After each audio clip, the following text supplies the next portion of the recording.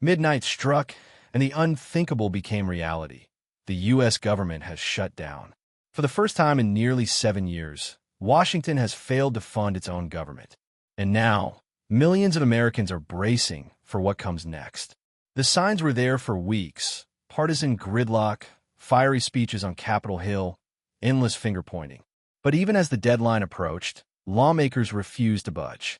And when the clock hit midnight, the money stopped flowing. The government of the world's most powerful country has simply stopped. At the heart of the standoff is a battle over healthcare funding. Democrats are demanding an extension of Affordable Care Act subsidies, programs that keep healthcare affordable for millions of families. Without them, people's premiums could skyrocket, and some could lose coverage entirely. Republicans, meanwhile, say Democrats are pushing a bloated, expensive agenda. They argue this is the wrong time to spend more and accuse Democrats of using federal workers as bargaining chips. And then there's Donald Trump. The former president isn't just on the sidelines. He's actively shaping the fight. He's called for permanent cuts to Medicaid, hinted at mass firings of federal workers, and urged Republicans not to back down. In his words, "We will not subsidize failure." The result is deadlock, and now shutdown. This isn't just political theater. The impact is real, and it's immediate. Roughly 4 million federal workers either stop getting paid or get sent home. TSA agents, air traffic controllers, and Border Patrol officers are all expected to keep working, but without a paycheck until the shutdown ends. Others are furloughed, told to stay home and wait. Active duty troops keep serving, but their pay is frozen. Imagine being deployed overseas while your family back home struggles to pay rent or buy groceries. If the shutdown stretches on, programs like SNAP and WIC, food assistance for low-income families, mothers and infants could run out of funding. Tax refunds may be delayed. Loan applications pile up. National parks close or remain open without staff, piling up trash and damage like in 2019. This isn't America's first shutdown. In 1995 and 1996, under Bill Clinton, the government shut down for 21 days after a battle with Speaker Newt Gingrich over Medicare, education, and public health. Clinton held firm and won politically. In 2013, under Barack Obama, Republicans forced a 16-day shutdown over Obamacare. The fight cost the economy $24 billion, and the GOP took the blame.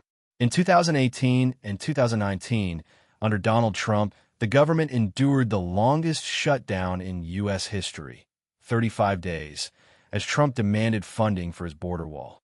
Federal workers missed 2 paychecks, airports faced massive delays, and the economy lost $11 billion. Each time, the story is the same: political brinksmanship, real-world pain, and billions lost. Behind every shutdown are human stories. Lucinda, a woman in New Jersey, says if ACA subsidies are cut, she'll lose her health care. She's battling a chronic illness, and without coverage, she fears she won't survive. Barbara, another mother, says her family is already struggling with costs. If her coverage disappears, her children's medication becomes unaffordable. And then there are the workers. During the 2019 shutdown, air traffic controllers worked weeks without pay. Some called in sick. Airports reported long delays.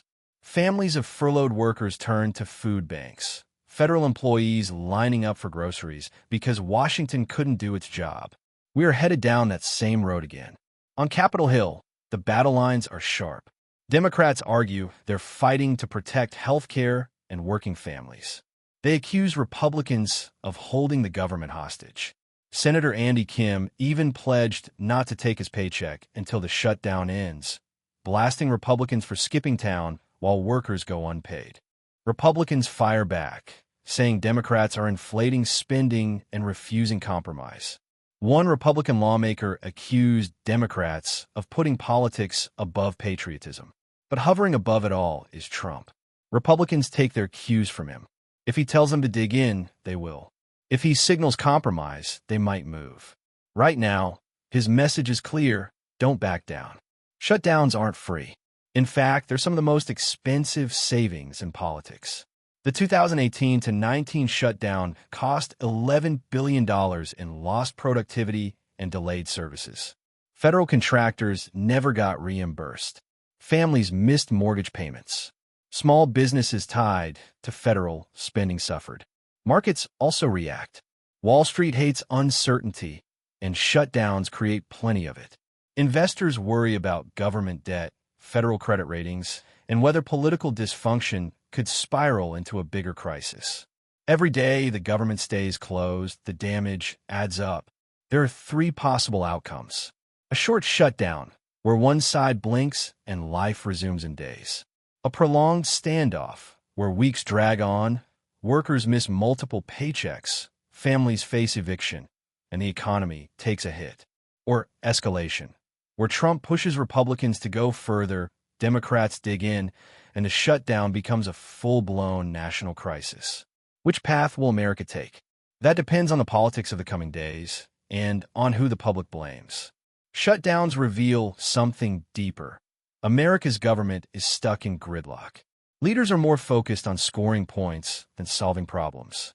And the cost is carried not by them, but by ordinary people.